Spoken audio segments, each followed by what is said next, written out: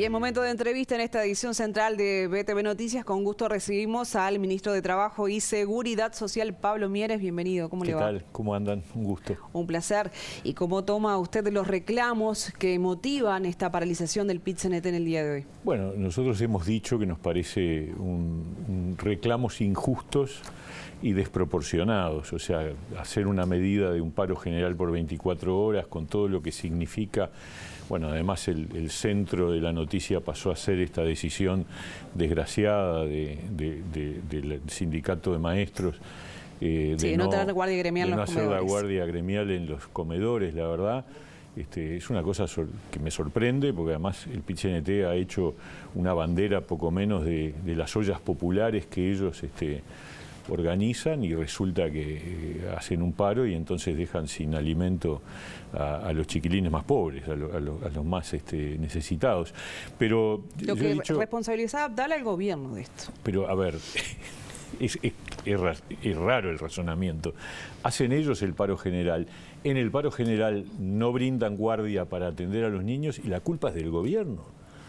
La verdad, es lo mismo que cuando hablan de que del aumento de los precios y de la inflación. El paro es contra la carestía. Y basta mirar los portales de cualquier medio de prensa internacional para descubrir que el problema de la carestía, que es un problema ciertamente, no es responsabilidad de este gobierno. Nosotros lo que queríamos era bajar la inflación. Lo que pasó es que el mundo entero está sufriendo un proceso inflacionario, en Europa, en Estados Unidos, ni hablar en América Latina. Y Uruguay hace 2 o 3 meses que ha ido logrando moderar una inflación que está por encima de lo que querríamos, pero que se ha detenido, digamos, en el ritmo de crecimiento. Y un paro general por eso, un paro general por un anteproyecto de ley de reforma de la Seguridad Social que todavía no se presentó ni siquiera en el Parlamento, que está siendo objeto de análisis, de ajustes, yo qué sé. Y la verdad, uno siente como que es injusto, más injusto aún, por supuesto, con los niños, por la medida que se toma en el día de hoy justamente. Y es injusto y desproporcionado, porque una medida de paro general afecta a muchísima gente, a mucha gente que no necesariamente está dispuesta, o sea, que estaba dispuesta a trabajar, pero que no puede porque no tiene cómo ir o porque llega tarde. Yo lo lamento. Ahora, con respecto al acatamiento, yo no sé qué mecanismo utiliza el PIT-CNT para contar la cantidad de gente, porque decir que 1 millón de personas, no sé cómo hacen. Yo lo que he visto es un paro general igual a todos los paros, es decir, se baja el transporte y eso afecta la concurrencia de la gente a los lugares de trabajo. Hay lugares que siguieron funcionando normalmente. Yo estuve por la Ciudad Vieja, recorrí desde mi casa hasta el ministerio, y el tránsito era más o menos normal. Quizás más bajo como en todos los paros generales, pero por obvias razones, porque los medios de transporte no están, porque hay, por supuesto, una militancia que adhiera al paro, pero la verdad, hablar de 1 millón de personas me parece una temeridad. Yo nunca había escuchado que además tuvieran algún contador para calcular cuánta gente paró, la verdad, yo qué sé. En fin, punto y aparte, el paro ya está terminando. Ahora tiene el problema de la gente que quiere volver a sus casas y que también tiene problema de transporte, pero no le hace bien al país, no le hace bien a la ciudadanía y no le hace bien al PIT-CNT. Yo estoy convencido de que estas medidas, en la medida que se reiteran y que además están asociadas a un clima que ellos pretenden construir y que no está en sintonía con la realidad. ¿Que hay problemas? Hay problemas. ¿Que hay gente que la pasa mal? Sí, la hubo antes y la hay ahora, pero Uruguay no vive un estado de emergencia ni de catástrofe, ni mucho menos. Es un país que está creciendo, es un país que recuperó el empleo a los niveles mayores incluso que la previa a la pandemia, un país en donde estamos trabajando para recuperar un salario que tuvo, es verdad, una caída, tampoco de todos. Hay un sector de los trabajadores privados que no tuvieron pérdida y hay otro que tuvo una pérdida apenas menos del 1%. Es verdad que también ha habido empleadores, particularmente las pequeñas empresas y de ciertos sectores que tuvieron una afectación, porque el mundo entero tuvo una afectación, en el mundo entero el salario cayó. Entonces, yo no encuentro...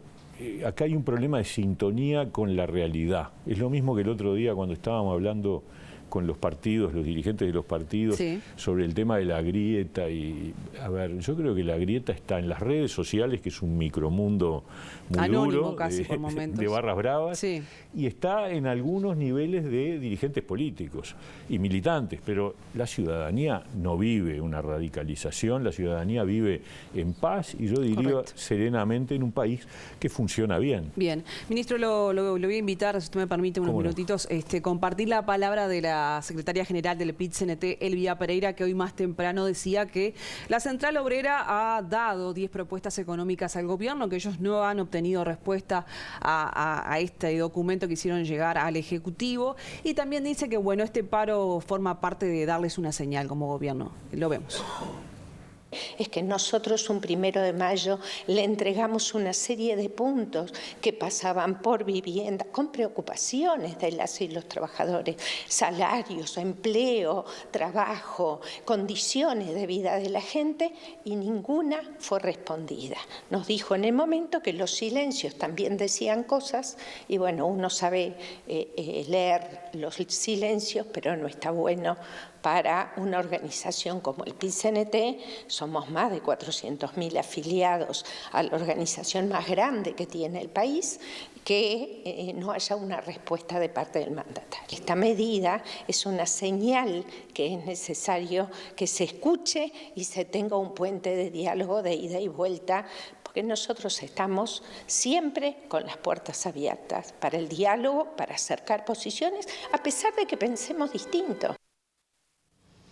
Bien, no es el mandatario, pero es el ministro de Trabajo. ¿La respuesta a esto que plantea? La respuesta es que ella sabe bien, y lo mismo Marcelo Abdala, Milton Castellano, José Lo López, de que las puertas están siempre abiertas. El Ministerio de Trabajo, que es representativo del gobierno y que traslada, sin duda, tanto recibe planteos como los traslada a la central sindical, es permanente. Yo diría, no pasa una semana que no tengamos diálogo con distintos sindicatos, con la propia central sindical. O sea, este es un gobierno en donde el diálogo con el PIT-CNT es permanente, es constante, no solo en las negociaciones de los conflictos, también en el intercambio. Cuando a mí me pide una reunión el PIT-CNT, y lo sabe bien Marcelo Abdala, me llama y yo lo atiendo enseguida, y enseguida tenemos una reunión con el equipo del Ministerio de Trabajo. No puede decir lo contrario porque yo sé que no van a faltar a la verdad y reconocerán que es así, siempre ha sido así. Otra cosa es que nos pongamos de acuerdo. Claro. O sea, uno puede proponer cosas. Elvia Pereira decía que habían presentado una serie de ideas y de propuestas, muchas cosas que ella mencionó al pasar, como por ejemplo el empleo. El empleo ha tenido un empuje importante y nosotros hemos promovido el empleo y tenemos una ley que se votó por unanimidad en el Parlamento, que la estamos promoviendo, que estamos yendo a los distintos lugares del país para informar sobre esa ley, para que se use de apoyo a los sectores vulnerables, a los jóvenes, a las mujeres, a las personas con discapacidad. El gobierno tiene plena conciencia de que no alcanza con recuperar los puestos de trabajo, sino que además hay que buscar la accesibilidad de aquellos sectores que son los más afectados. Las mujeres tienen problemas de inserción laboral y de ingresos comparados con los hombres. Los jóvenes tienen una tasa de desocupación que nos duele, que es extremadamente alta. Las personas con discapacidad también tienen dificultad. Y los mayores de 45 años, cuando pierden el empleo, tienen enormes dificultades para volver a acceder a un puesto de trabajo. Entonces, ha habido diálogo permanente, continuo. Yo diría, esta misma semana estuvimos conversando con los dirigentes del PIT-CNT y buscando soluciones. Ayer de tarde, logramos una solución para el conflicto de COPSA, que estuvo durante una semana presente. Entonces, diálogo hay todo el tiempo. Ahora, que tengamos la misma evaluación, ciertamente no. Cuando ellos acusan de graves circunstancias sociales, yo digo, espere, graves circunstancias sociales son en otros países donde sí hay, pero acá no es así. Ahora, diálogo va a haber siempre. ¿Por qué? Porque el movimiento sindical es un actor importante en el país. Por eso nos preocupa que tenga una mirada tan equivocada y que además impulse medidas que no creo que estén en sintonía con la mayoría de la gente. Ministro, le cambio de tema, pero me detengo en algunos puntos que acaba de abordar que me parece que tienen que ver con esto, y es el anteproyecto de reforma de seguridad social, porque el Partido Independiente, usted como líder, han dicho más de una oportunidad que están de acuerdo con este documento, con algunas salvedades, y creo que tocó algunos puntos rápidamente, así abordamos otros temas antes del final. ¿Cuáles son las diferencias? No, planteamos al doctor Saldain diferencias sobre las soluciones que había en materia de pensiones de sobrevivencia y pensiones por incapacidad, donde entendemos que la fórmula que está planteada en el anteproyecto afecta los montos de las pensiones de sobrevivencia, o sea, hace un supuesto que todavía no está corroborado en la realidad, que es que las diferencias de género entre hombres y mujeres en su inserción laboral inequidad siguen existiendo. Entonces, cuando se toma en cuenta cómo se responde en materia de pensiones de sobrevivencia, sigue siendo muy mayoritariamente los beneficiarios de las pensiones de sobrevivencia son las mujeres.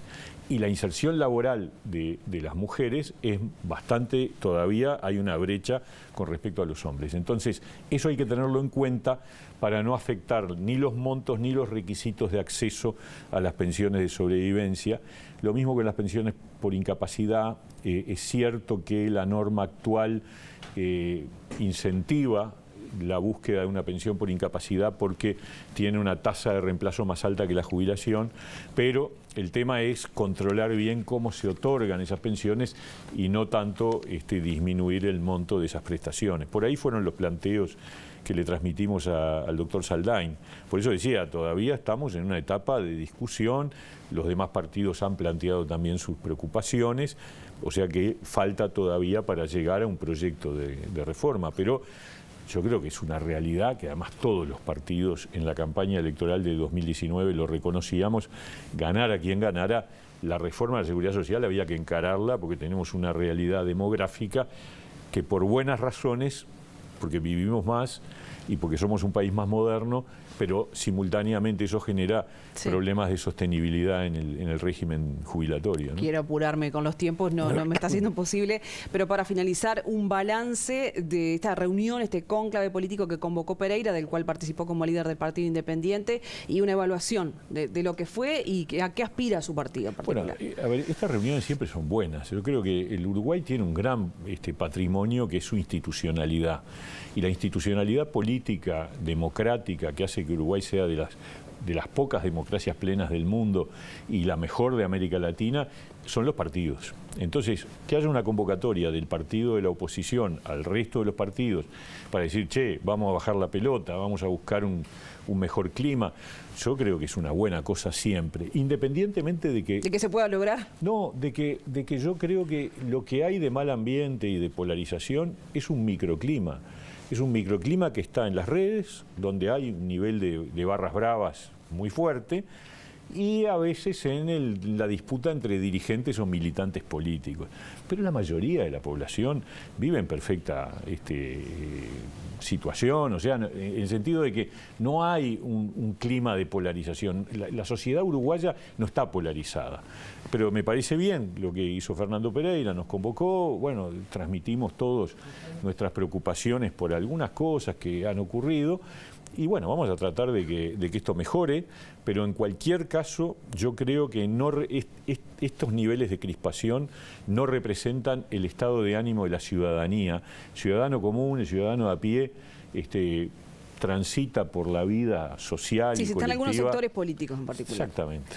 Bien, ministro, por hoy lo despedimos, no queda más tiempo. Gracias por estar en BTV Noticias. Encantado, un placer.